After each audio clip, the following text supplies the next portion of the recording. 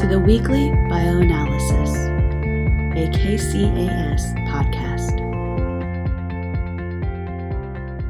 Hello, and welcome to the 23rd episode of the Weekly Bioanalysis. My name is Dominic Guarino, and I'm the Senior Scientific Advisor for all things related to ligand binding assays, biomarkers, and flow cytometry.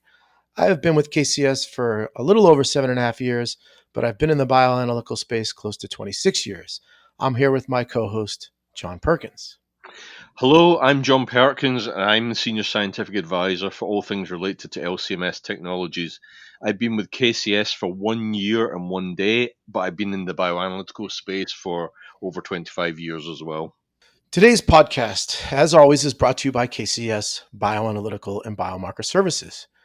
KCS is a bioanalytical laboratory located in Kansas City, Kansas, serving the pharmaceutical and biotech industries for over 40 years now.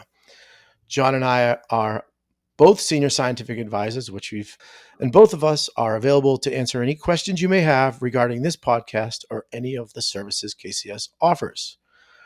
We are thrilled that you are joining us today as we are entering fall of 2020 in the midst of a pandemic. As we've mentioned, this will be our 23rd recording of the podcast. And if you are interested in other episodes, they can be found at kcsbio.com.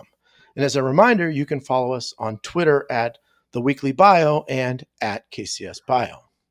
If you are new to the podcast, John and I are in completely different places. I am here in Kansas City. John is in upstate New York, and our producer, Jeremy, is in Missouri. We also have our guest, Dr. Alfred Botchway, who is the CEO for Attentive Science. Alfred, please introduce yourself. Hi, Dom. Thanks for having me join you guys on this podcast. My name is Alfred Botchway. I am the founder and chief relationship officer at Attentive Science, as you just had. Really, I have been in the scientific research space for over 20 years, focusing on non-clinical contract research. My background is cardiovascular electrophysiology, which lends to other fields of contract research. It's a real pleasure to be able to share the airwaves with you today. Thanks, Alfred. So this weekly podcast gives us a chance to connect with all of you, and we hope it is a chance for you to get to know us, and even more importantly, it's a chance for you to get to know KCS and the services we provide. The podcast will be a review of the latest news and resources, and then a focus on a topic of our choosing before discussing any feedback we've had from you. As always, we're constantly looking for topics, and we'd be happy to discuss anything that you want us to cover. Then we will wrap up and give you a little teaser for next week, letting you know what is coming in the future. So again, we are amped up to have you here, and we are looking forward to a fun episode today. To kick us off for podcast number 23, John is going to go over today's podcast topic a bit before we jump into the news and resource section. John?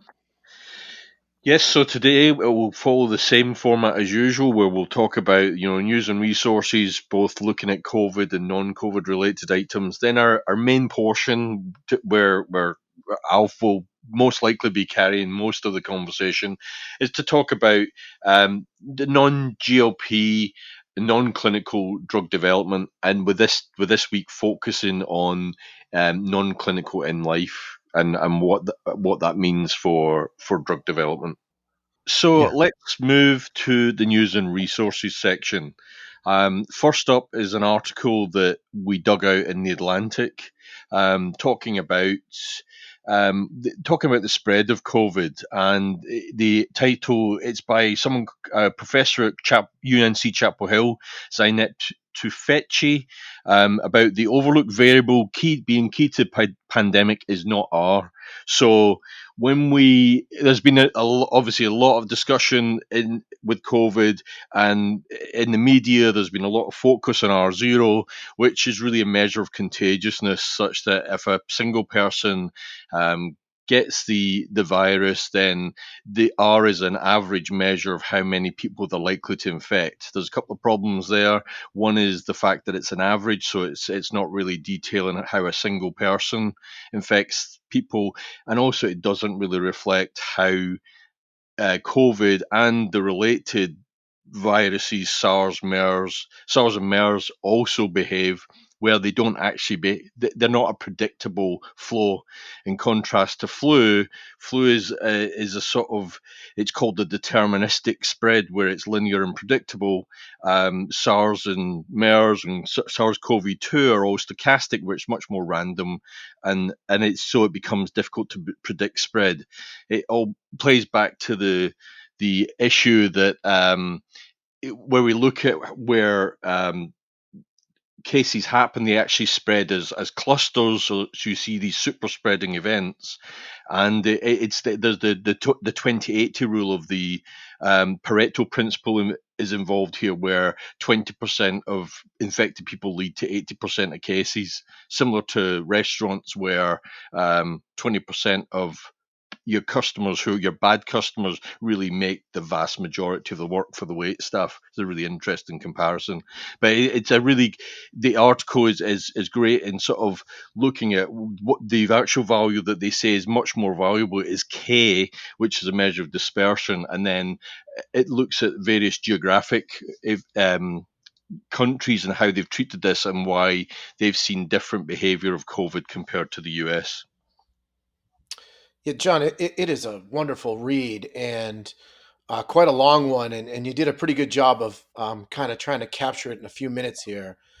But I think the take home message I had is that epicenters can come in many ways, shapes, and forms, and not really necessarily have to be an individual who's a social butterfly. It's just if they come in contact with someone who is, they can perpetuate it. So, I think it for me it was an eye opening way of looking at the R as you described it, and it being stochastic.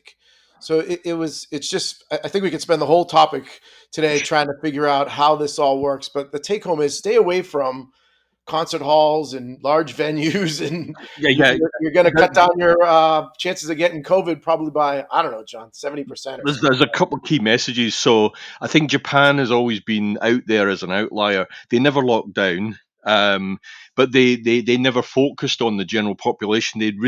Their focus was from an early stage identifying clusters. Then if they see a cluster, keeping that isolated from other clusters, so there was no sort of chain event happening there.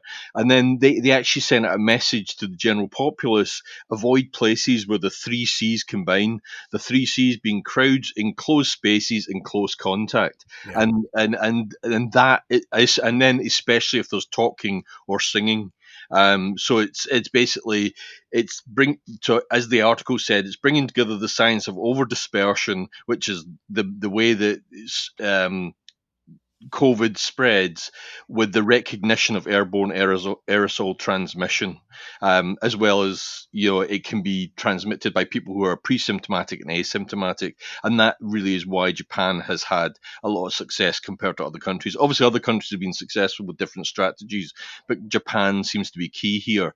And another thing was, it isn't, if you get an infected person, don't look forward as to who they're infecting. The key is actually to look backwards to see where did they get infected, and that could become a potential cluster, and those are the people you really need to trace. So brilliant article. I sort of linked to it on LinkedIn to sort of try and sort of pass it on to other people, and yet very interesting. I think the last take home message for me, and we've talked on this multiple times, is in the UK, there's no crowds at outdoor sports events like football matches, but they have encouraged the opening of pubs. And so it's it's running counterintuitive to what this article says, and the UK has seen a rise in cases, Yeah. and the latest thing is, they're sort of taking the draconian step of shutting pubs, rather than really thinking how can we address it from this point of view. So it seems to me the UK still doesn't have this under control, but it's something to watch. Yeah, certainly the UK is doing kind of counter to what is prescribed in this article. But we'll end with, I'd like one last point is Sweden. We've talked a lot about them. They've made news about their lax. Turns out they're not lax at all. They put a restriction of no more than 50 people in a gathering back in March, and they've been adhering to it. that has probably helped them more than anything, right, John? So, Yeah, but we'll move that on from and that. then, I thought it was important to touch on Sweden because they sure. got this, they didn't really shut down sort of mindset, but maybe they did with some of the things they did, right? So, um, Also helpful in Sweden is that it's in contrast to Italy, where we saw a lot of cases early on, mm, small non-multi-generational households. So again, it's smaller groups, yep, and then it's looking at the immediately colleges have always been on. They've always put college online, but had schools open where it's the lower risk category of people transmitting. So yeah, Sweden yep. got things some things right, some things definitely wrong. But yeah, Tragically wrong. Yeah. yes, Okay. absolutely. So it's certainly an article I'd recommend to anyone to read. It's a long one, but it's a worthwhile one. Yeah, and it can be found in the Atlantic on, I believe it was like the 30th of September, John. Sure. Is that the Yep. right date? Yep. And the take home message is avoid avoid crowded places with poor ventilation. I mean, don't. It's surprising you got to say that out loud, John. But I guess let's move on. Yes. So the next story is on BioNTech. Pfizer start rolling EMA approval filings for COVID-19 vaccine. So great news here, John. Right, this is one of the lead candidates that, in terms of COVID, and now it looks like it's going through the European agencies, and we could start seeing mass distribution of this wonderful vaccine. So the EMA obviously seems to have a different approach to the FDA, where they will allow a rolling submission of data. So it allows them to actually start assessing supporting trials while the pivotal trials are still being carried out. So hopefully the net effect at the back end is that they can move to approval quicker. AstraZeneca have already done this. So their AZ1222 drug is already gone into Mm. rolling review with the EMA. So you've got two of the key vaccine candidates are moving forward on this basis. So yeah, hopefully it helps us get to a result sooner. And maybe that helps with the FDA review if you've already got the EMA approval ahead of time. So yeah, and be good to see how this pans out. But Yeah. good to see that that things are moving forward and on these vaccines. Yeah, well, I mean, and a couple points too. The AstraZeneca trial, which is on hold in the U.S., is actually ahead of the BioNTech Pfizer trials in Europe. That's interesting. I believe that's what this sort of indicates because they had Sure. already Yep. started the rolling, and then obviously having a hold here in the U.S. puts them somewhat behind on the U.S. One other thing is shares of BioNTech rose about 10% based off of this news, and interestingly, it's up 100% this year. So, John, if when all this started, if you had taken all that money you got hidden away under your mattress and put it on BioNTech, you'd be all set. So we'll move on. The next one is there's never a good patent infringement not to discuss, right, John? So looks like there's a little bit of a battle going on where Regeneron So made some news with the treatment of the president, and then it looks like they're in some hot water with a couple biotechs. John, tell us it's a little. it's it's yeah, you got obviously Regeneron, their antibody cocktails administered under compassionate use. So they're in the news because of that. But in the background, there's a company called Allele Biotechnology and Pharmaceuticals claim that both the Regeneron antibody cocktail and the Pfizer BioNTech vaccine have infringed on a patent because both products were developed and tested using Allele's M neon green fluorescent protein without permission. Both Regeneron and Pfizer have refuted that, but obviously we'll see how that goes in the courts. And this M neon green protein, I don't know much about. I was just doing some digging yesterday. Basically, it fluoresces for high sensitivity, and from their site, it's an excellent fusion tag for traditional imaging as well as stochastic single molecule super resolution imaging. Don't know. I personally don't know how that relates to development of antibodies and vaccines, but they have actually, licensed use to hundreds of companies. So I don't know if you know where that would figure into to Yeah, development from. I don't. I don't without digging in. And this story is not going to go away, so I'll try to research it a little further and have a better. But I'm not like you. I can't quite put together from the article I'm looking at how they're infringing, other than they're looks like they're using this fluorescent tag in some sort of what I would think of as academic setting because they've published on it. But either way, this is a story that I'm sure we'll continue to hear about over the next few years, John. Yeah, just a couple more snippets that I don't have to give any more insight. It's seen? I picked this up from a newspaper article. It's seen as a gold standard for assay testing neutralizing antibody and vaccine candidates. Well, And as part of this, Allele say they don't want to slow development; they just want reimbursement for use of this tag. So we'll see where it all goes. this seems a little sketchy to me, to be honest, if that's based off of what you just said there. But let's move on because Yeah, I mean, Promega makes all sorts of stuff, and they can't be anyhow. as There's gotta an be more. editorial comment, I don't like Yeah. their website, and it always looks sketchy when it's like that. So we'll see. Yeah, there's got to be more than just we use this for a cell reporter gene assay type experiment, and now we want royalties on your vaccine, right? So So you guys just touched on something that's kind of really important in drug development, which is literally a lot of the intellectual property stays within biotech companies, and the funds are mostly in large pharma. And it's really kind of crucial for our whole industry to really come together and understand that concept where the IP side of things begins to work with the money side of things to really get the drugs and therapies that we need to the market. no, Alf, thanks for chiming in there. That makes a lot of sense. That's a good.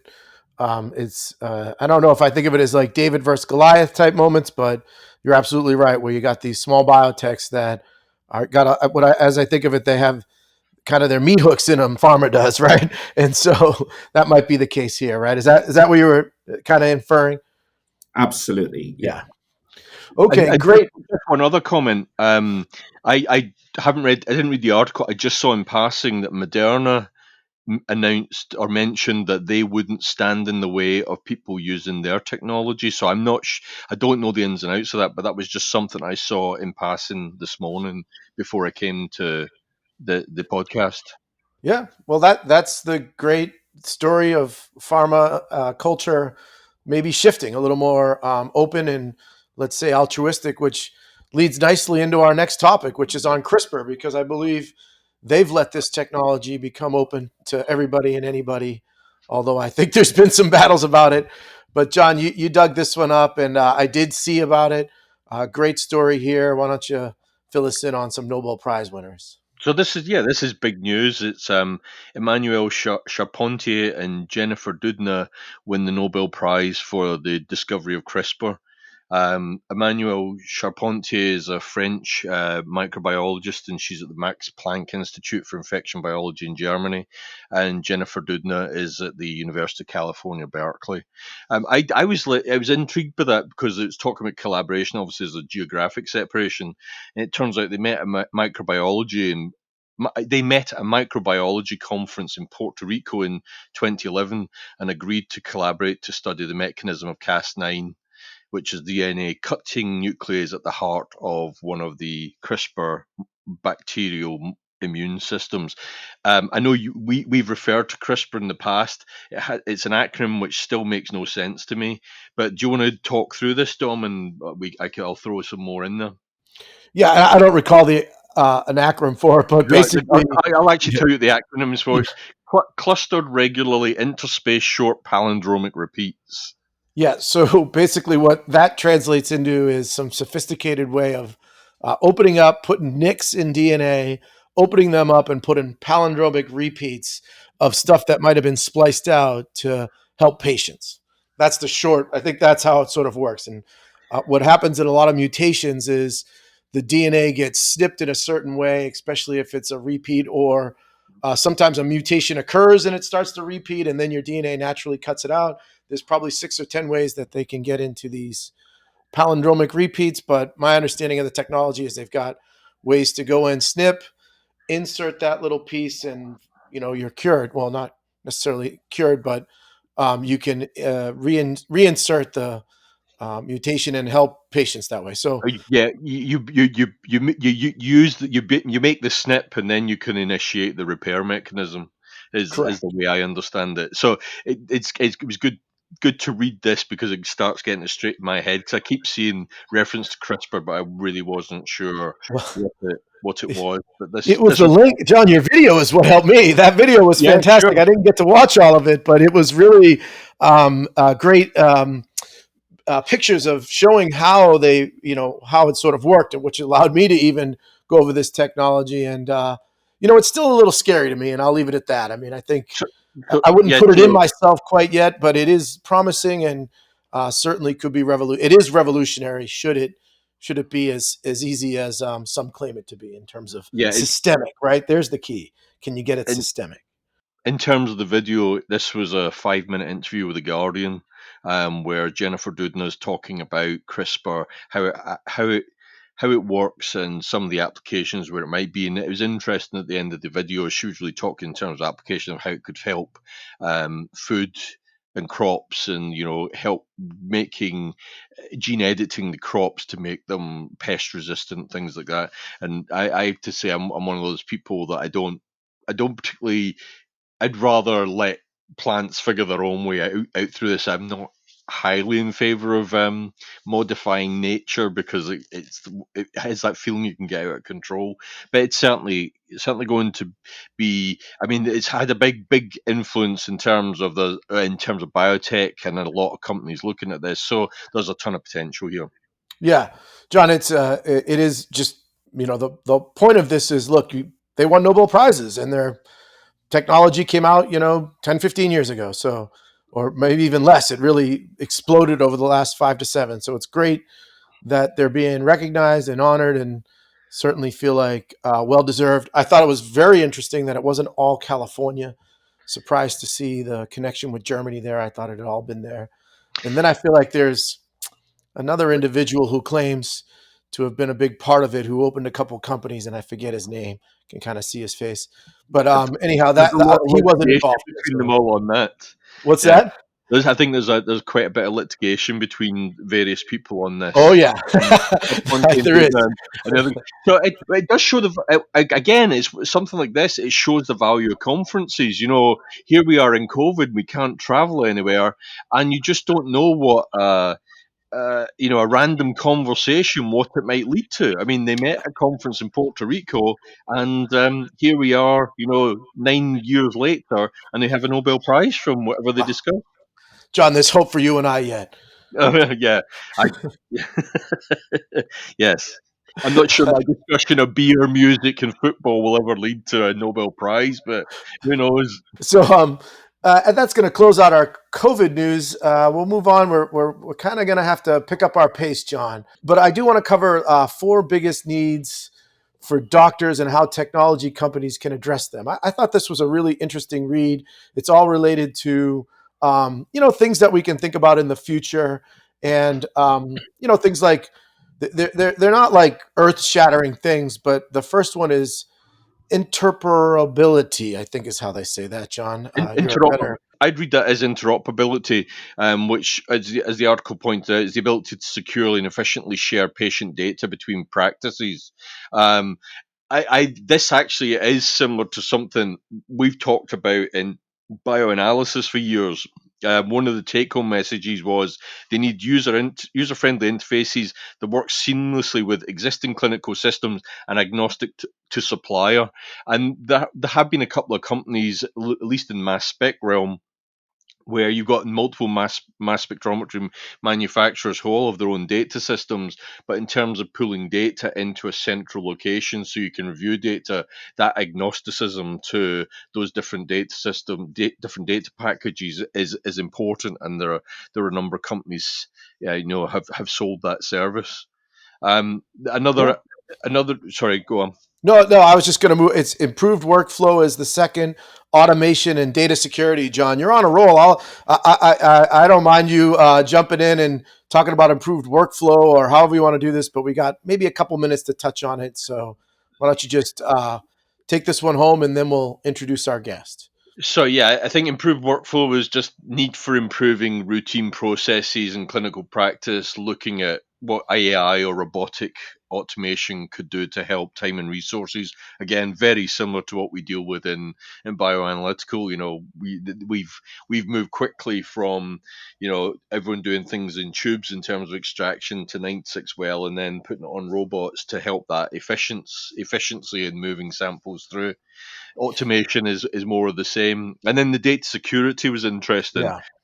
Whereas, I mean, obviously, data security is vital because you have to keep your patient's records as secure as possible. But there was actually there's is they want help with in terms of vulnerability to cyber attacks, as well as saying who's liable if a medical error occurs when advanced technology is being used. So yeah, it was.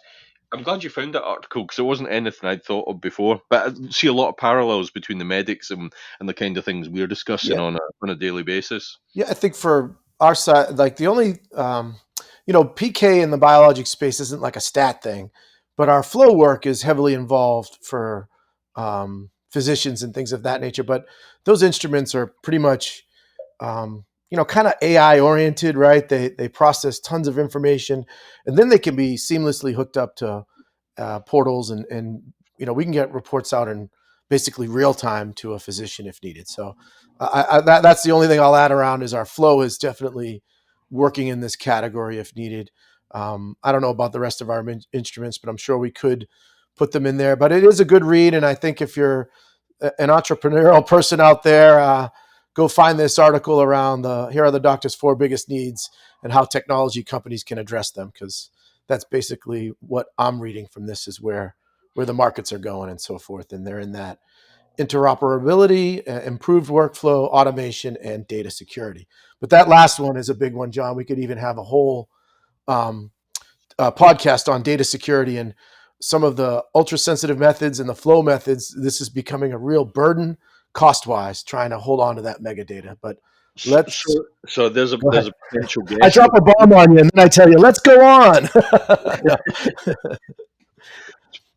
Potentially to guest in the future might be an IT person to talk through our challenges. Oh, that would be a good one. So with that, John, we're going to wrap up our news. I know we got September drug approvals, but we're running long. We'll throw that into Well, the next episode. We've got an exciting guest. He's been waiting very patiently. John, if John and Alva, if you guys are ready, we're going to hop right into our main portion.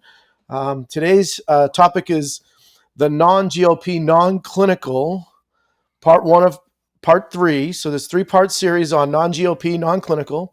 And today we're going to focus on non-clinical in life. And we're very pleased to have Dr. Alfred Botchway with us. He joins us from Attentive Sciences, where he is the CEO and Chief Executive Officer. Alf, why don't we just jump right in and tell us a little bit about how has COVID affected business for InLife? Well, thanks for inviting me. It's a pleasure to be here. Dom, I know you asked how has COVID affected the in-life business. On the science side, I'd like to start by what does Attentive Science really do? So we are a non-clinical contract research organization that provides services to the biotech, pharmaceutical, agchem, and medical device industry. Now, drug discovery and development is a real long process and really costly. But what really is the goal? So the goal of what we all do is to be able to literally provide safe and effective therapies and deliver those to consumers, right, in a timely and cost-effective and sustainable manner. Now, there's a misconception that drug development is a pipeline. It's a single directional process, but in reality, that's not the case. There are several points within the process where you realize you are really in a complex web. The go decisions that have to be taken, both in the in-life and the bioanalytical portion of the process that we do. So to back up a little bit, it's a complex web of, call it learning loops or buckets, right? That must be navigated by not just scientists, physicians, regulators, the payers, the patients themselves. And maybe I'll touch a little bit on the buckets. So the buckets could range from basic science research, the target pharmacology and biomarker and bioanalysis, of course, lead identification, lead optimization, selecting the candidate, the IND process, scaling up, and then eventually getting into the clinical research and development, and then, of course, the regulatory review, and then hopefully eventually post marketing and it becoming a standard of care. The effect of COVID on our business. So, in terms of lead identification, that's typically done by the biotech or pharmaceutical company, where they have multiple compound libraries and go through several assays and come up with hits and misses to be able to come up with a new chemical entity. So how's that been affected? Obviously, there are less scientists going into the labs to be able to synthesize and run those assays. And on the lead optimization, it's very similar. All the in silico modeling that has to be done, the in vitro functional and safety screening assessments, they need people, right? So that tends to be affected a lot. To answer your question directly, how has it affected business? We really are in a people business. You guys have touched several times on not being able to go to conferences, not being able to visit with clients. Certainly, that has affected not just our space, but almost all the industries because of the kind of period in which we're in. Supply chains certainly affected. In I think one of your previous podcasts, you addressed the scarcity of test systems. I had an example where we actually had a vendor that was supposed to deliver some test systems to us, and because of logistical problems, the flights had to be diverted. The test systems were going to arrive in a different airport. We would have had to drive halfway to actually go pick up the test system to be able to bring them to our facility to conduct the in-life portion of the work. Luckily, we managed to find alternatives to that. Social distancing and appropriate PPE has been a mainstay in our space for a long time. Surely, when we go into laboratories for in-life procedures, the appropriate PPE has to be worn and the procedure conducted. Especially when you're dealing with larger test systems, you almost always need at least two people, and certainly being able to conduct the work appropriately with a social distance and all the PPE required, has been, I'd say, a little bit challenging to make sure that we can conduct that correctly.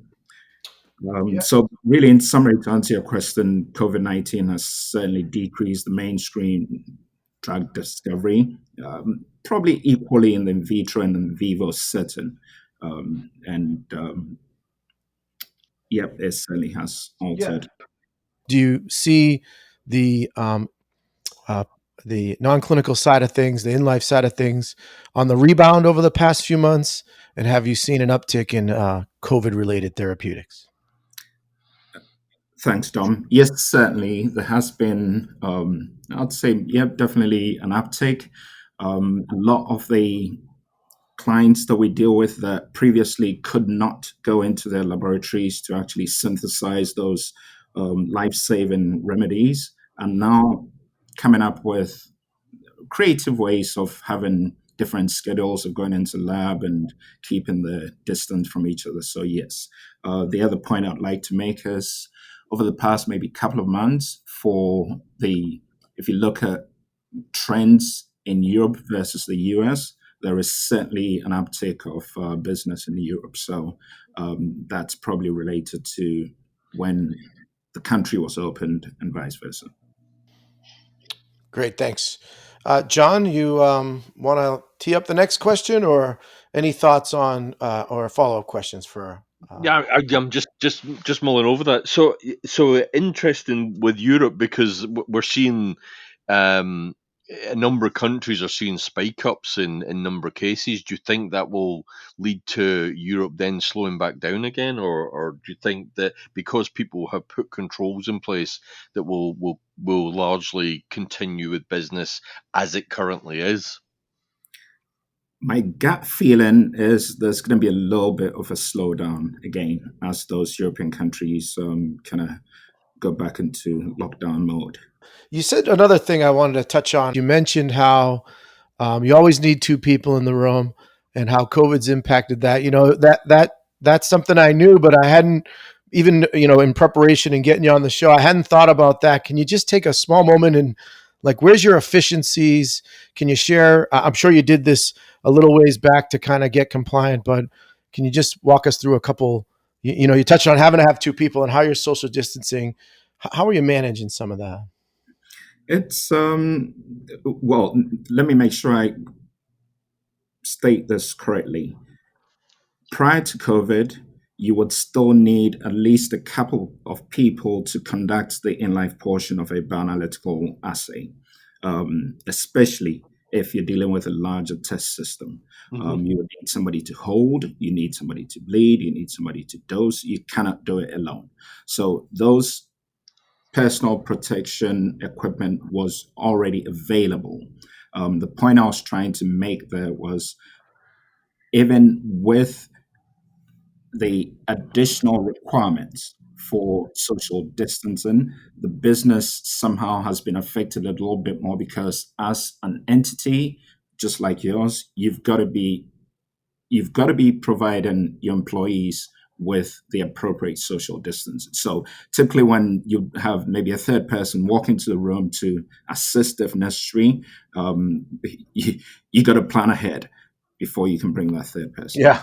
No, that's what I wanted to hear. I think you answered it. It's a proper planning will lead to it, and I'm sure you've adjusted. So, thank you for that. I think the next item on our agenda here is this concept of powder to report. That's a big part of where we intersect with you. Do you want to share with our audience this sort of concept and some thoughts you have about it? Great. So, powder to report simply means the sponsor sends the powder or the liquid to us. The CRM would deliver back to them a report. In terms of how has COVID affected this, or is there a challenge for the in vivo portion of it? Really, the challenges I don't think have changed much, but how companies like KCAS and ourselves can really help our sponsors is really coming up with ways in which we can help create the in vivo screening that they need. And to elaborate a little bit more on that, so there are typical reagents and diluents that we would use to be able to administer a compound in vivo. They don't always tend to be the same as the in vitro diluents that were used when the compound was being synthesized. So being able to work closely with our sponsors and collaborating should be the word, collaborating with our sponsors and people like yourself, Dom and John, is really essential in this day and age to be able to continue the drug development effectively. Yeah, Uh, so if I could just jump in here, I mean, what our perspective on this is a great much of what we do in terms of supporting drug development is a partnership. It's a partnership between us and our customer. What we're doing with Powder to Report is we're having a partnership with you as the in life facility, us as Bioanalytical. Even better on that is we're actually combining our expertise with your expertise because we know very little about the in life portion, as you can obviously tell from this discussion. And we obviously we're the bioanalytical experts here, but because the in life and bioanalytical combination is absolutely important to get right, we see this as a fundamental service that we can then provide to our customers to give them a strong product at the tail end of it. Absolutely. Obviously, the in life lab, the in vivo lab, has to send biological fluids such as plasma, serum, and urine, and even tissue extracts for you, the bioanalytical lab, to be able to extract the exact chemical entity in that matrix. And the nice thing is we're close, so we can turn things around really, really quickly. Where it was half-hour drive from each other, so there's no airlines involved in terms of shipping samples. So there's no logistic issues like you referred to with your test system, where it could get diverted elsewhere. This we can put samples in the back of a van, drive them to our facility, and then we can immediately move them into analysis to provide data very quickly, which is key for this early discovery, early non-GLP, non-clinical part of the drug development process. Alf, I know we've done it a few times with Attentive Sciences. So that's a. Do you want to comment? Can we do that in 3 days, or what's the turnaround that we can offer for people? Powder to report is really 5-day turnaround Great. From day to dosing. Yeah, that's amazing, though. Still very rapid. So, Alf, we're going to go on to our next topic, which is, and this doesn't have to be related to COVID specifically. It's just, can you tell us some of the challenges with in-life discovery studies that are, things that people who are maybe new to the field are looking to maybe outsource some non-clinical in-life. What are some of the challenges you can expect? Yeah, it's some of the headaches that you have that we don't even consider because we're so far upstream from you. I'll stick to just one which you could probably relate to. So really, it's the challenge of getting the test substance into a form that can be administered to a test system. You may receive powder, really high value powder that you've got to put into, again, some sort of reagent, be it DMSO, sorry, I hate using acronyms. So dimethyl sulfoxide, carboxymethyl cellulose, all the typical diluents that are used for in vivo studies. And yet, while in the formulation lab, you may have the test substance just float and not go into any solution or suspension. So having a formulation scientist who can really think on their feet to be able to maybe add a little bit of a polyethylene glycol, a PEG 300 or a PEG 400, to get that to go into solution. And of course, once it's in solution, there'll be dose concentration analysis done by people like yourself at KCAS. So we can always verify the concentration and the dose that was administered to the test system. So yeah, the challenge in our case tends to be great. We got a drug. It's gonna save lives from the rare diseases all the way through to hay fever. But we've got to be able to administer it to a living organism in an administrable form. So that's really one of the main challenges. The other could be related to actually manual dexterity and knowledge and anticipation of how the test system is going to react, wherever you're using, that you've got to have a full understanding of how that test system behaves normally versus having an immediate acute effect post-administration. So the scientific background of in-life technicians is absolutely important, as well as their dexterity and being able to think on their feet. And Alf, that's a good segue. I don't think we really gave too much of who and what you are. I've known you for close to 13 years. And so you do bring a wealth of information. So I think that's an important part you just touched on in terms of knowing the system and how it's normally supposed to function. If you don't know that, you have little to no chance of ensuring that somebody's drug is potentially causing some sort of adverse effect, or if it's even working at all, or if you've even dosed the right way, right? So maybe we can you want to take a minute and just give us a little bit about who and what you are, and it's a good segue into just how much history and knowledge you bring into this space. As well as your team, because I know you've built a team that we've worked together for a long time. Great.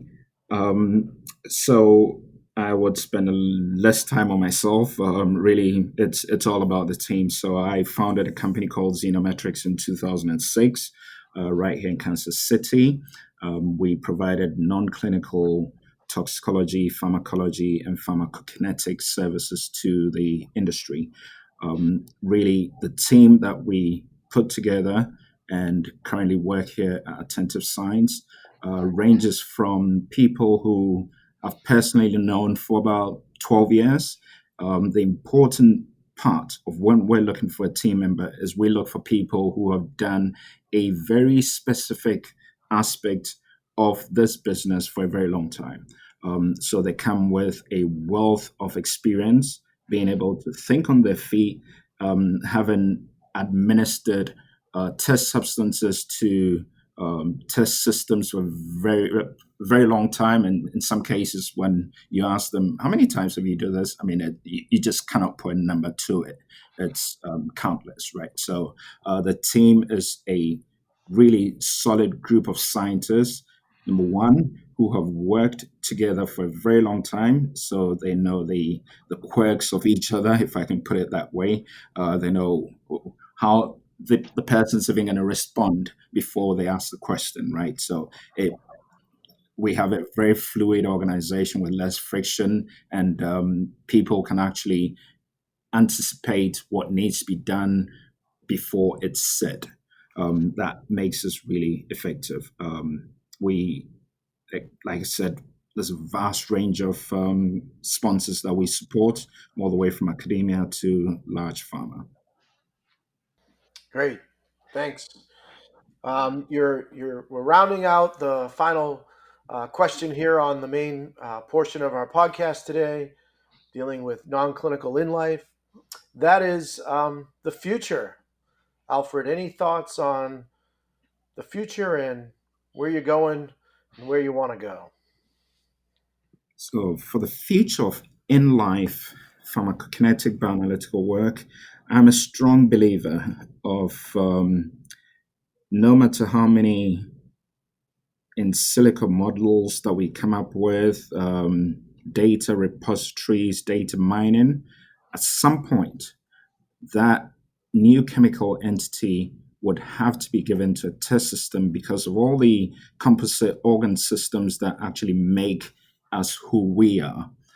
So I do not see in life in vivo work going away soon, and it will always be a part of drug development because really we've got to be able to understand how the various organ systems work together. Probably a good example related to COVID-19, as we're in it right now. The whole idea that COVID-19 is a respiratory disorder could be challenged because COVID-19 could also be thought of more as a vascular disease. With Ebola, you'd bleed to death. With COVID-19, you could probably clot to death, right? So there's all these interactions within the organ systems that we got to keep an eye on. So Certainly agree with that. I mean, we've seen a number of articles where the initial thought was this was respiratory, but as more and more patients have been looked at, there's symptoms way beyond just the respiratory system for COVID. Is there anything else from your perspective, Dom? Because I interrupted you to ask that No, question. no, Alfred did a great job. Thank you, Alfred, for joining us on the podcast. We're going to move on from our main portion onto some feedback and questions. And to get us kicked off, John, tell us the first feedback. So it's good to have some feedback again. So Stephanie says, I'm glad you addressed the college students affecting the COVID numbers. Quite a hot button issue. First of all, it seems like this was probably from listening to an older episode, because I know we discussed this a while back, and it's really, from our perspective, it's really rewarding to know that people are listening to old episodes and providing feedback on those episodes. Though as a topic, this isn't going away. I know we're still seeing issues with colleges. I've seen the same pattern in the UK, where again we're seeing hotspots in the UK, which plays into our first news topic this morning. But I think this is something we will probably revisit on an occasional or regular basis. Yeah, John, I mean, I think it's not just at the college level. You're going to see more and more impact. I mean, I've read a few articles about several kids getting dismissed from school for breaking violations and not even causing outbreaks, just breaking it. There was a football, and we'll talk about football, but the American football where the student section was told to leave halfway through the game because they weren't following still social distancing. So this is a hot topic we're going to hear more and more about. And I'll just share even this week, I talk about my son playing football. It's probably one of the most drainful things on me personally, not just from the whole football aspect, but you mix in COVID.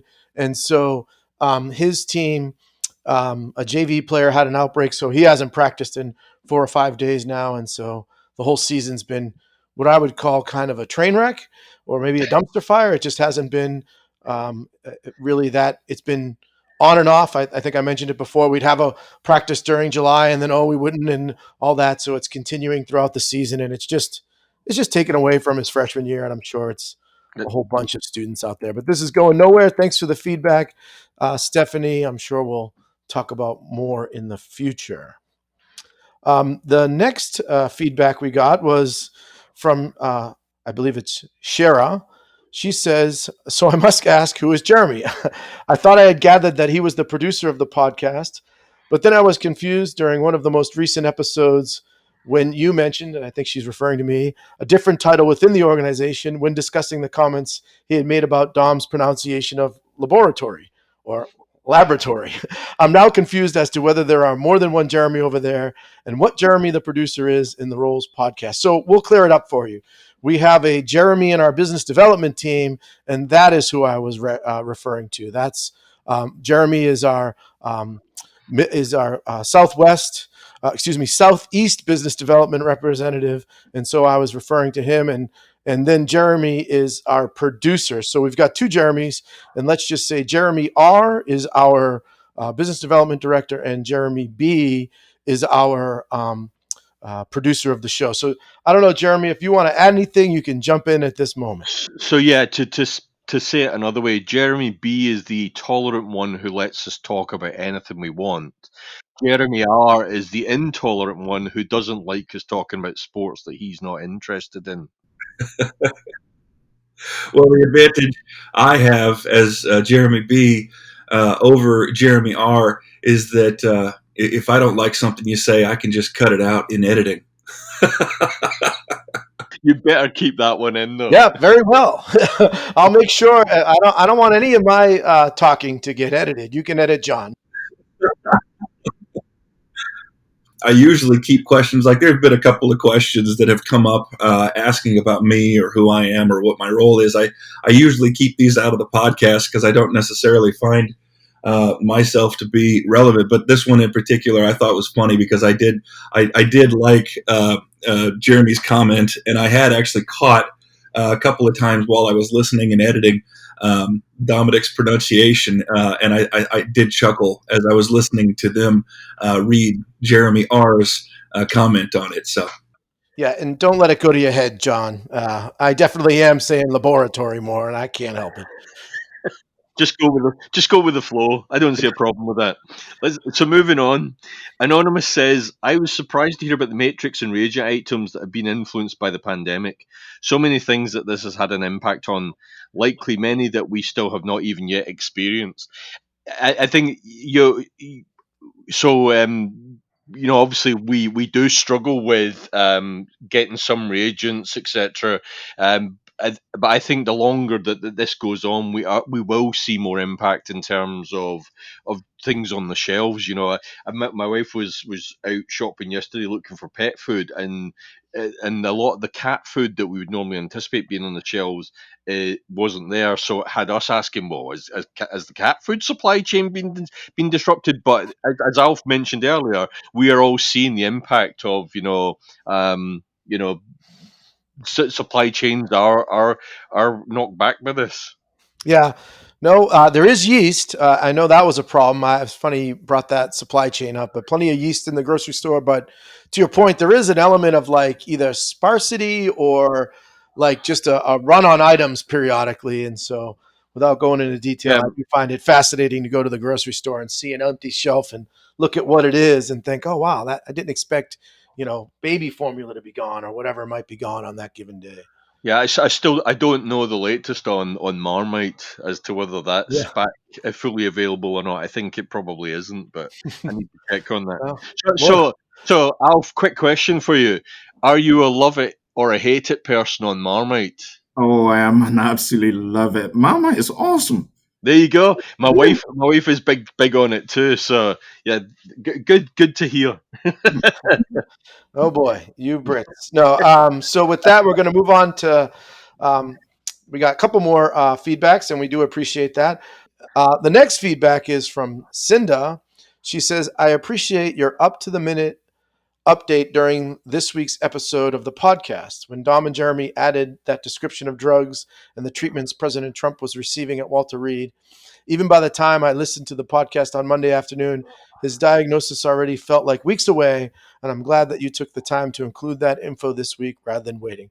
Well, thank you. We thought it was such an important topic that was no problem to try and share a little bit of information around what was happening to our president. I think those types of things, no matter what your political view is, when the president is sick, it just makes you nervous to think about if it can happen to him, then what can happen to the rest of us. Any thoughts, John?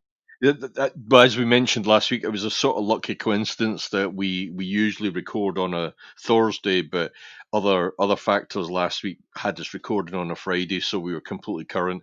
And as we were current, it had to be included. It had to be something we discussed. So I'm glad you appreciated that. Take us home, John. Last one. Okay, last one. Hudson says, I was forwarded the episode of your podcast on GLP, good laboratory practices, by a colleague, and I appreciated the information you provided. Thank you for taking the time to make this. I look forward to listening to other episodes. Thank you, Hudson, and welcome aboard. Please feel free to share the podcast with any of your colleagues, so hopefully that they'll appreciate what we have to discuss too. So that'll do it for the feedback and questions. Now we're going to turn our attention back to Alf. He's in what we call the hot seat. Got a couple questions for you, Alf. The first one is, what was your favorite podcast? I mean, other than this one, obviously. Oh, interesting. I think my favorite one would have to be probably episode 10, where you had a couple of your colleagues, I think it was Lawrence and John, join you, and you talked about PK modeling, if I'm right. So obviously, being the true scientist at heart that I am, every time I get the chance to hear somebody share scientific information that provides edification for all of us, I am very happy. So that's the one I enjoyed. Oh, great. Yeah, that's wonderful.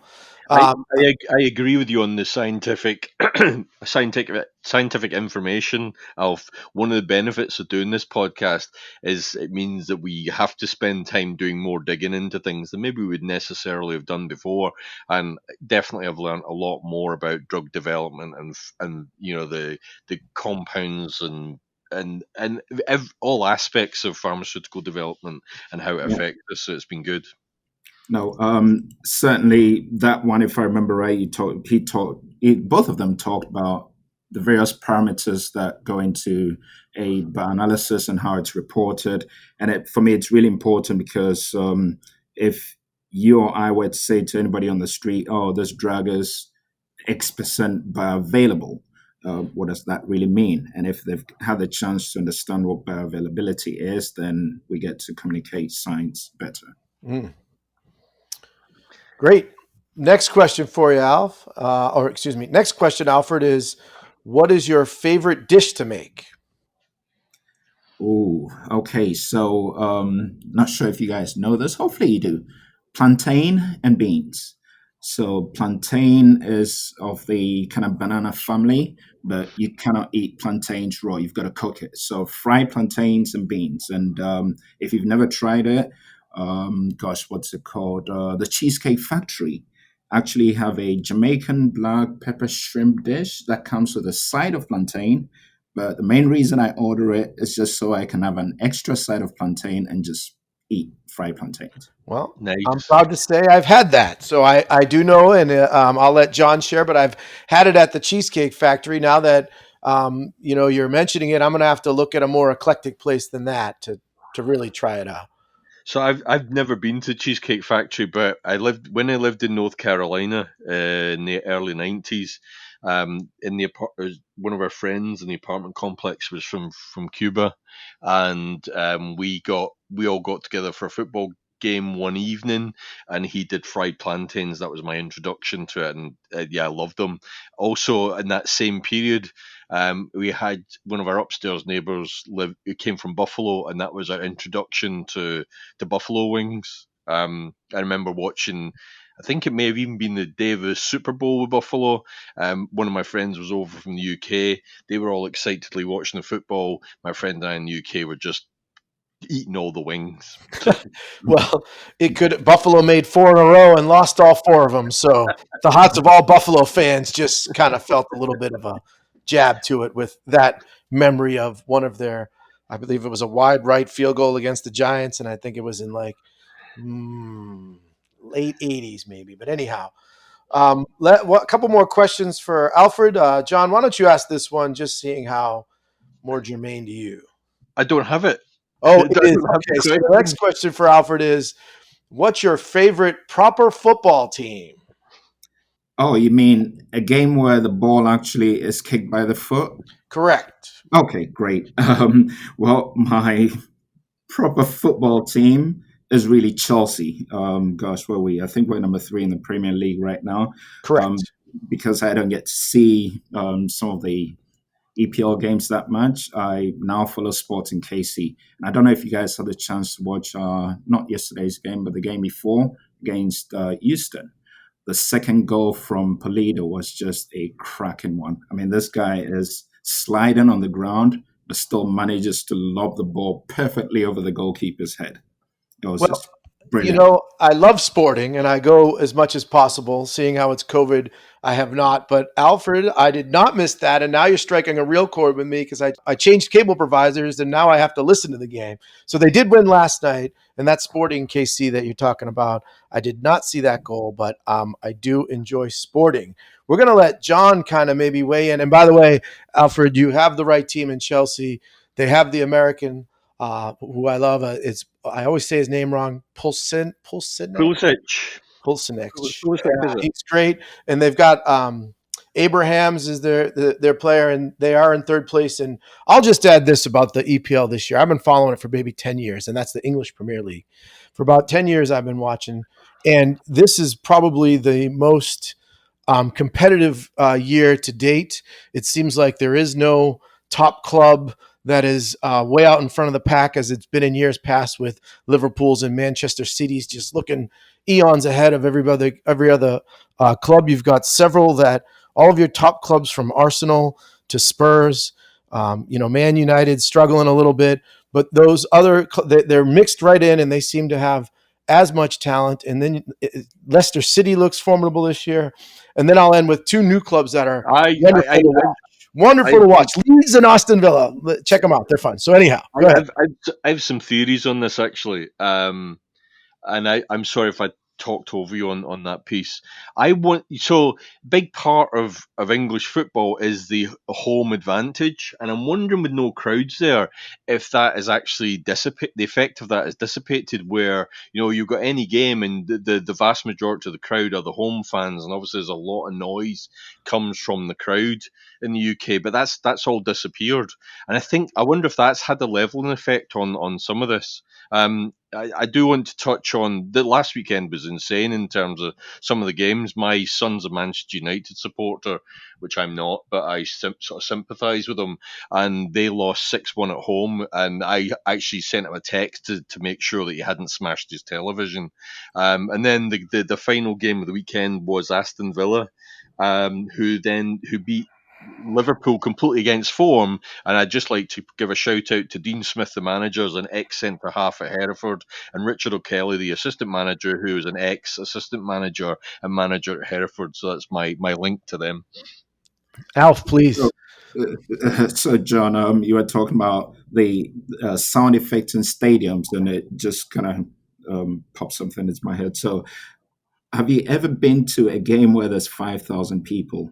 I mean, it's not a game. The effect of the fans in the stadium actually makes the game. And gosh, do you remember a guy called Paul Gascoigne, Gaza, Yep. back in the day?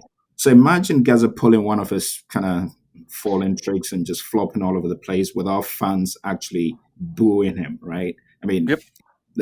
anyway, I'll stop there. We could I, go on. I will say very, very quickly because I don't want this to go on too long. But obviously, I support a small team who crowds are like 2,000 or 3,000. But again, it's a smaller ground, so the way Edgar Street in Hereford is constructed, you are actually quite close to the pitch, so the players do get a lot of feedback from the crowds. So although the crowds are small, because the stadium's a certain way, you still get that interaction between the fans and the teams, etc. But like I say, that's all missing at the moment. Well, I'll say the soccer is incredibly competitive.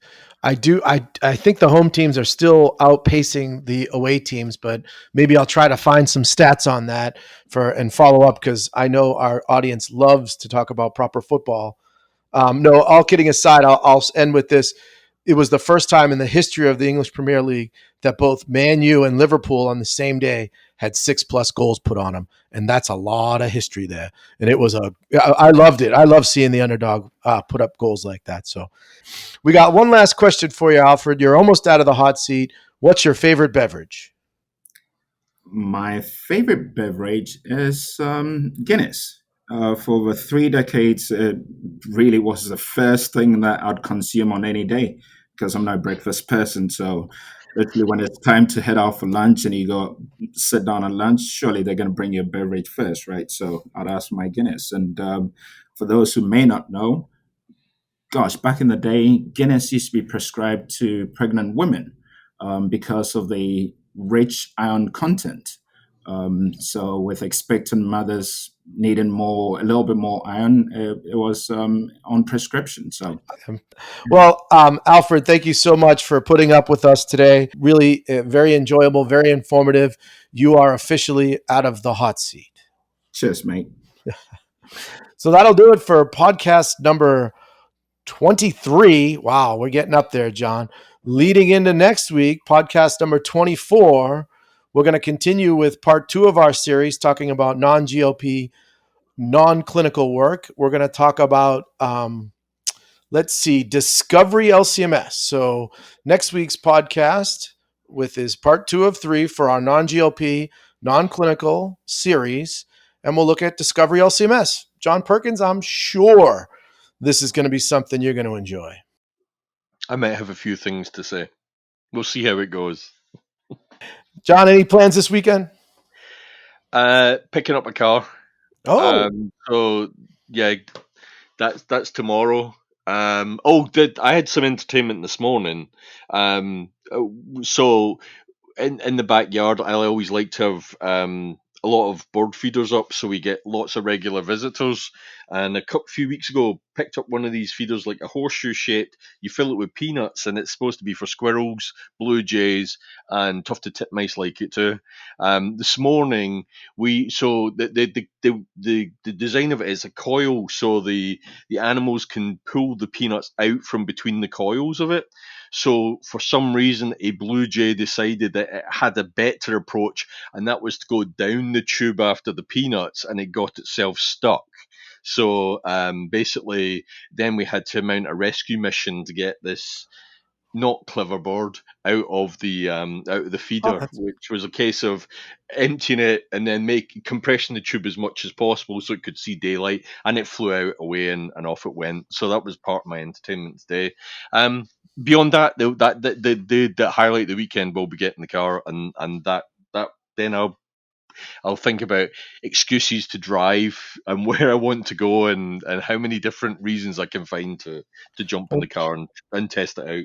that's a much bigger weekend than me. I really don't have much going on at all. I'm sure I'll smoking some meat again. And then I told you we got that deck. So we got to go get some lawn furniture, just still trying to, not lawn furniture, but deck furniture. And if you've ever done that, it's, I don't know, to me, it's been an experience the last week or two looking at it, and I'm just disappointed in most of what I look at. So we'll figure it out. So kind of a boring little weekend on my side, but that suits me just fine. Oh, and I got tomorrow off, John. Yeah. So we're recording on Thursday. I got a couple buddies of mine and I are going to do some golfing. So Excellent. Nice, safe COVID activity.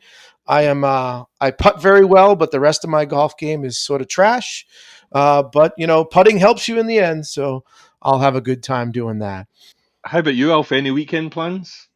Weekend plans, maybe kicking the footsie around a little bit with a couple of folks here, but that's about it.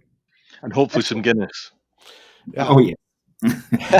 So with that, John, I think we're wrapping up an exciting podcast number 23. Any last thoughts? Nope, looking forward to number 24. Thanks very much, Alf. Really, really did appreciate your spending the time with us and thoroughly enjoyed it. And it's great to have another strong British accent to counterbalance the American influence here. I appreciate you guys having me on board, and it's been a real pleasure. Thank you, Alf. The pleasure was all ours. Thank you, everyone, and we look forward to podcast number 24 next week.